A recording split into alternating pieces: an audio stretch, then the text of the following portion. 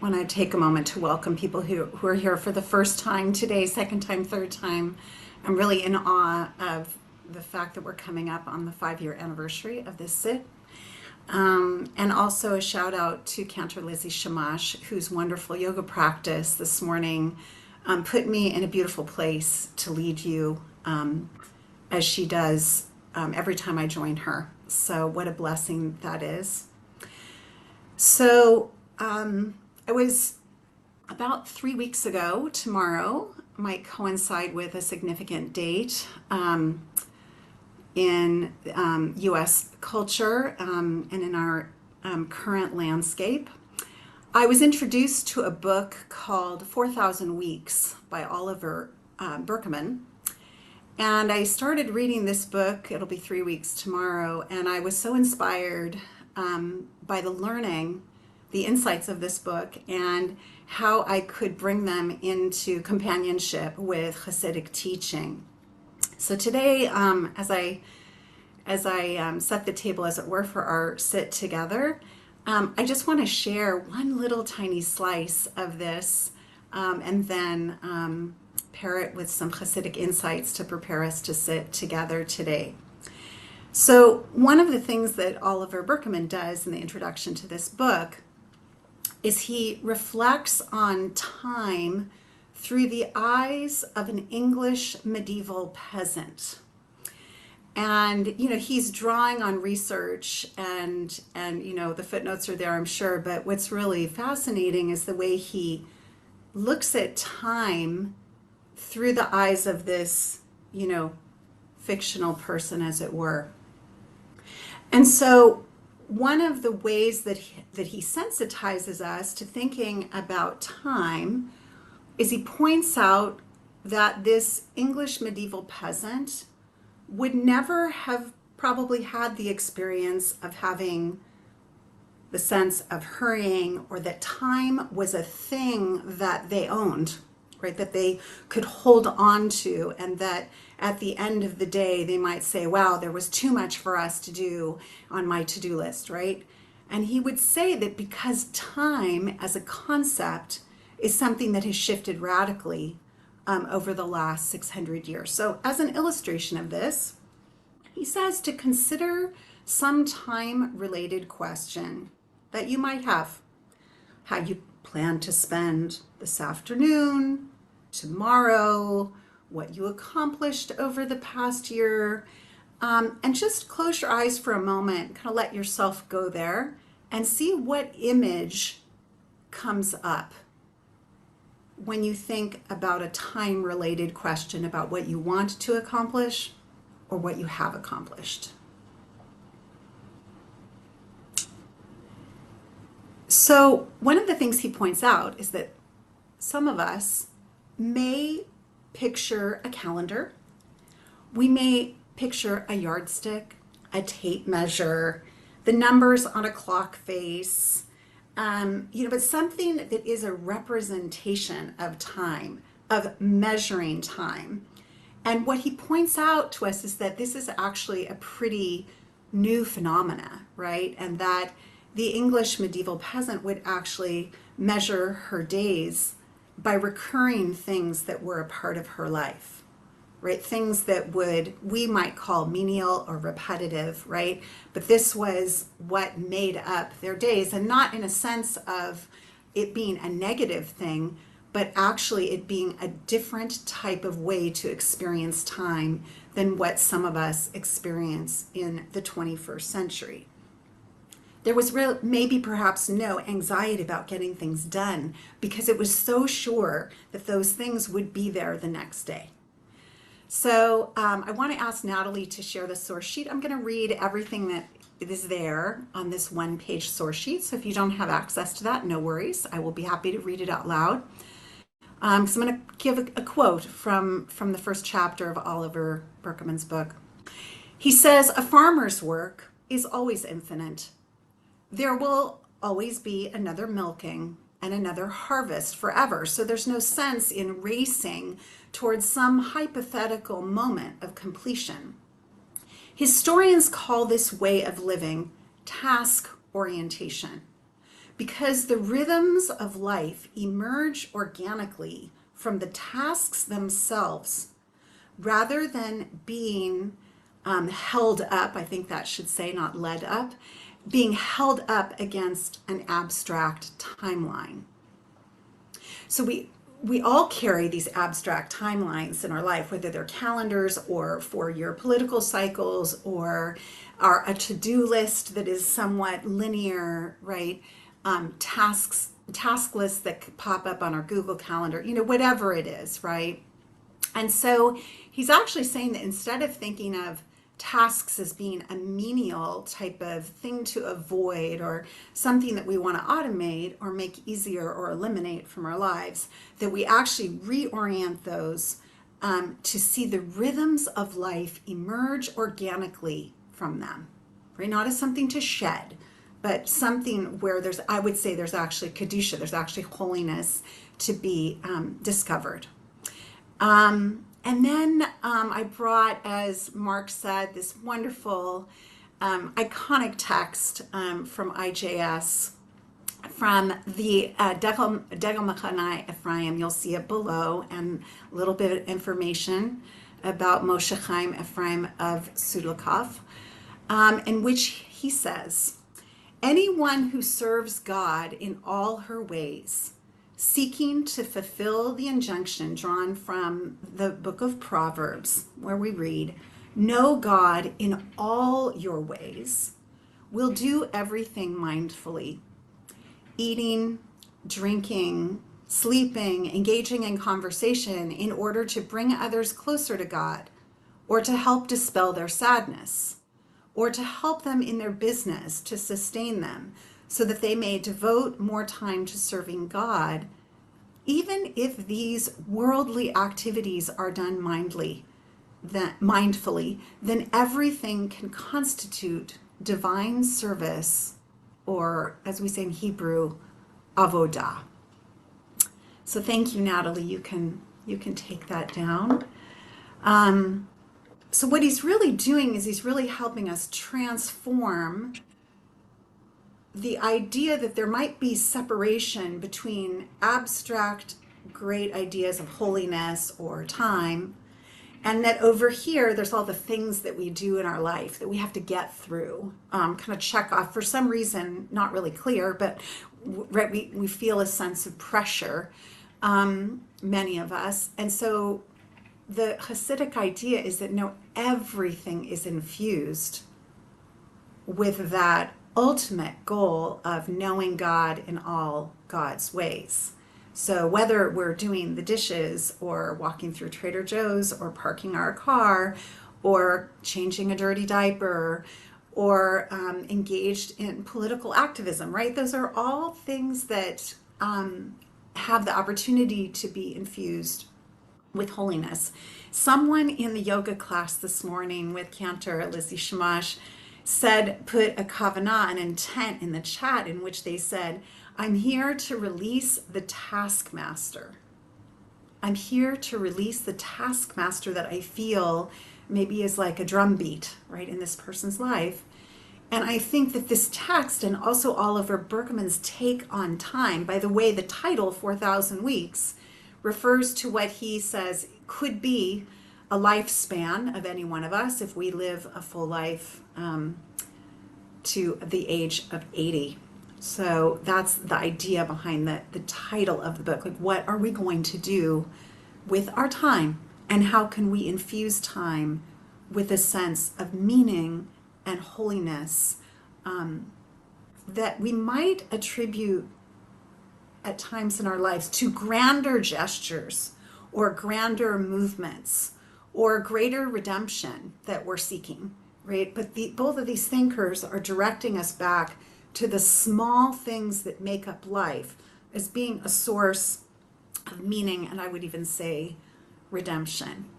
So each of us, after this sit is over today, will go back to some type of representation of time, a to-do list, a calendar, an appointment where someone's expecting us to be there. And this is our time now, outside of that measured time, as it were, to prepare ourselves to enter back into that with greater meaning and greater wholeness and a greater sense of hope when the things around us in the abstract and great sense may seem so hopeless. So I invite you to take your seat, to connect with that which is real, which is our bodies, whether there's comfort or pain or prickliness or wiggliness, whatever you're finding in this great vessel today that carries you through time, to ground yourselves, to feel where our butt hits the chair, where our feet hit the ground, where our back is against a mat or a mattress. Maybe we're on our side with our head gently in contact with an arm, a shoulder, or a pillow. And to enter into this moment of contact that is real, that is small, that is a vehicle for carrying Kedusha, for carrying holiness and meaning. And if the breath is available to you, to tap into that life force, the gift that continues to give even when we go on autopilot, feeling its depths in our being. And if that's not available to you, some other anchor, perhaps going back to the physical touch, a hand on the leg, a hand on the heart. As we enter into some time suspended to fortify us, to prepare us to go back out into the world,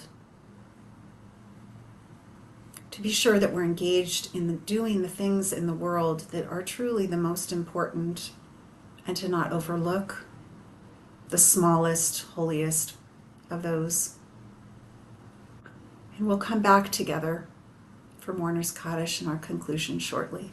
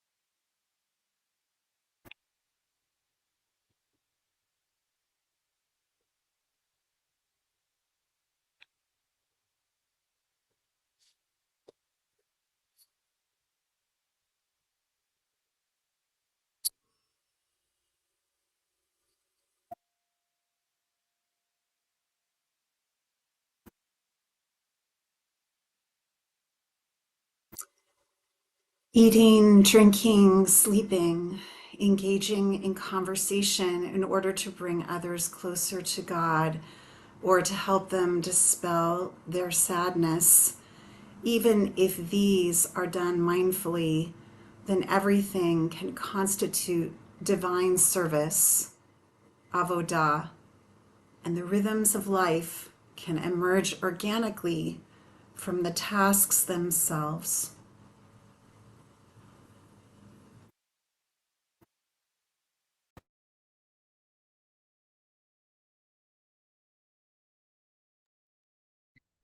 Thank you so much, Rabbi Susan Leider, as always.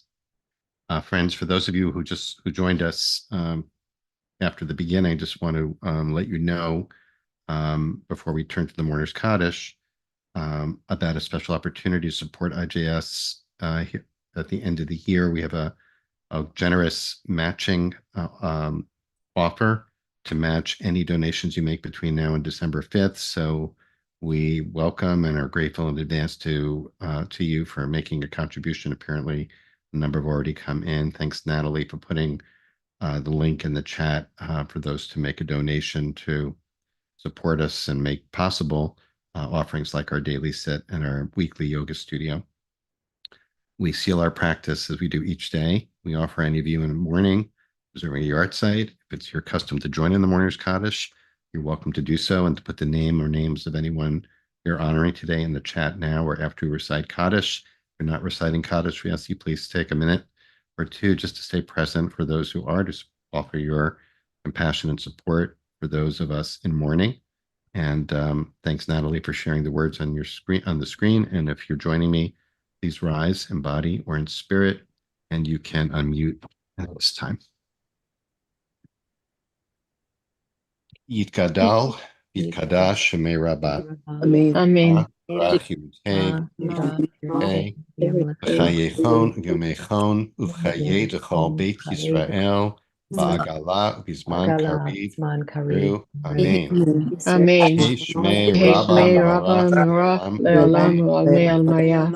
Barach, Yishtabach, Yitpa'ar, Yitramam, Yitnaseh, Yitkadar, Yitaleh, Yitalal. May the good Shah Ela Min Kol Birchata B'Shirata Tushbechata B'Nechemata Da'amiran Ba'alma Be'imru Amen. Amen. Hey Shlama Rabba Shemaya Chaim Aleinu V'Yakol Yisrael Be'imru Amen. Amen. Shalom Livraim Asa Shalom. Iduvel Kol Yisrael. Vel Kol Yakol Yoshvei Tevel. Tevel. Amen. Amen. Friends, thanks so much, as always, for making time in your day, for joining us for practice. And if you're leaving us now, hope you'll join us tomorrow. Rabbi Damsky will lead us tomorrow. And on Wednesday, Rabbi Lauren Tuckman will lead us. Just a reminder that we will not be meeting live this Thursday or Friday, but also a reminder that all the sessions are recorded. All the recordings are on our YouTube channel. You can also practice making use of our podcast, Jewish Meditation for Everyone, which is available wherever you get your podcasts. It's on all the platforms, Spotify, Apple, et cetera, et cetera. Please subscribe to that wherever you get your podcasts. And if you're staying on, you're welcome to continue just to use this time and space to sit with us, turn off the sound on your computer or device, or join us for conversation with Rabbi Susan Leider about today's beautiful teaching and practice. And let's bring you in, Susan. Thank you, as always. That was really so helpful for me, and I'm going to definitely look up that book. Maybe just remind, maybe if you can put in the chat or just remind us. Absolutely. 4,000 weeks. Huh? 4,000 Weeks. I will type this in as well, by Oliver Berkman. Thanks. I was already calculating how many weeks I'd used up. Yeah. A little, not your kind. I know. Yeah. Hold on It's not very long, is it? No, it's not very long. It doesn't sound very long at all. However, two things really struck me about the teaching and about this practice, which applies, like you were saying, I think in general, to what we're doing here every day. what I heard you say was that he sort of is suggesting like a little bit of an echo. Where am I getting an echo from? Is that from you? No. I don't know. Okay. All right. Anyway. Let me mute myself and see what happens. Okay. Now I don't hear an echo, so I guess that works. All right, we'll go back and forth. So that the Degel Machane Yehuda, the Hasidic text that you offered, said that really when we have an attitude that everything we do is an act of sacred service, that changes our sense of time. That's the kind of task oriented, right? Um, and in Jewish terms, in terms of like the Torah is basically the whole story of the Exodus is really about moving from a model of being abadim in Egypt, being slaves in Egypt, right? Which used, I think what triggered it was when you used the word taskmaster, right? I went to the story, of course, and I'm thinking, okay, so the whole idea is for the Israelites, Bnei Israel, to shift from that mindset of serving, just making stuff, right, or somebody, to serving God at Mount Sinai. They come to not, they're still our servants, but they're servants of a larger purpose, a greater purpose. And that changes everything. And then together with that is that they also get the idea of Shabbat, right? Which is also about being able to, in Heschel's terms, I also was thinking of Heschel as you were teaching, of connecting with the infinite and timelessness in time, in the context of time. So they have this paradox of, oh, we only have 20 minutes to meditate, but actually at any given moment in those 20 minutes, we can tap into the infinite, and not be enslaved to that concept of time. So I just wanted to throw those out, and wonder whether is that in keeping with this teaching or what he's saying in the book, you think? And I'll mute. I believe it is, yeah, and I apologize for the echo on my end. I think my mic was sensitive today. Um, I think there's this sense of being suspended when you are within doing something. Um, Other thinkers would call this deep flow, or Cal Newport has written about this in his book Deep Work. Is that, of course, we live in bubbles of time, right? Even the English medieval peasant was bound by sunset and sunrise, right? So, but the question is, can we find Shabbat within those units, right? Whether it's, again, doing dishes, or writing a scholarly essay, or whatever, can we, instead of viewing it only as I'm going to check this off my list so I can get to the next thing. And his point is, and then what? Right? Like, how do we measure life? And if we're only checking those things off to get someplace, that's where he's kind of pointing out that that's a relatively new anxiety, historically speaking. When did it start? You know, is it when it's He does industrial examine, revolution? Is that he does examine that. He examines that with the Industrial Revolution, and he talks about when shifts and assembly lines, right? When it started moving, that how you pay people, how something gets assembled, etc. And we're seeing that in our world too. Is like, assembly lines are great for productivity, but it doesn't necessarily connect us to the whole, right? I think he draws on that too, like what that does to a sense of teamwork or pride in production is a very different thing than when one used to have a part of the process in a, perhaps a bigger piece of an organic whole.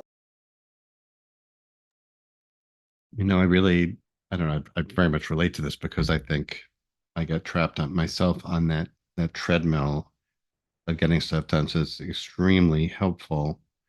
I think part of my takeaway from it is to think that, when we catch ourselves in that, and we all do, like check this off, and it's also satisfying, right? It's satisfying to check things off. So, at least I feel satisfied when I check things off. But Scratch that itch. yeah, exactly. It feels good to scratch the itch. But then there's another one, there's always the next one, right? So there's that. So this is kind of exchanging a deeper kind of satisfaction and connection for that more superficial pleasure, right, of getting it done. And yeah, that's really wonderful. I think my takeaway is that like in any given moment when we notice that, just like in the meditation, just as you're saying, like you're maybe you want to say a little bit more about scratching the itch, in meditation. That would be good. That when we notice something that is calling, that we're feeling impelled to do while we're sitting, um, rather than actually acting on that, that we can sit with it for a minute, right? And actually then things shift. So I wonder about Yes. applying that to, daily life. Like, oh my God, I forgot to do this, or I got to get this done today, or my day will be a failure, right? Um, So he definitely addresses that. And in terms of meditation and, taking it off the cushion, what he mhm. would say is that procrastination is extremely important and that one should always procrastinate. But what you want to be sure is that you're procrastinating on the right things. Can you say that again a little louder? Yes. So procrastination is a desirable thing in Oliver Berkman's mind, that Uh, one should procrastinate, but one has to be sure that you're procrastinating on the right things because there is an acceptance that you're never going to get it all done. mhm. And so I think I am also addicted to, to-do lists and writing things. And I think that how we choose what to check off first, right? I know for me, like the quicker I can get that itch scratch, I'm like, oh, that feels good. Mhm. And so, that was a really powerful teaching for me from the book too. Like, yeah, we all procrastinate and it's not a negative thing as long as, if we were going to die in the next hour, we went feeling like we were doing the things that mattered Yeah, most in well, I life. want to make sure I answered that email before I go, because it will all have been for naught if I don't get that one done. But let me push back on that. I'll play devil's advocate or Satan's advocate here for a second. Uh, that procrastination, when is procrastination a good thing and when is it problematic? Right. If we're avoiding big questions or, responsibility or those like, so yeah, we might want to procrastinate on paying the mortgage, paying the rent, right? Doing our taxes, but, keeping the value of what is it that is represented in that thing, right? Those are things that have to do with responsibility and actually a moment of gratitude that one can pay the rent, one is able to pay the mortgage, one is had enough income to pay taxes, or the intellectual wherewithal to be able to do that task. So I don't think he is saying that we even practice avoidance in our to-do lists, right? By just bumping, in his case, he would say some big things down. And he talks about where big projects fall in our life, like how we'll put big important things off for the sake of doing a lot of small things that feel really good. Oh, that doesn't take very long. I'll, jot that, take that off.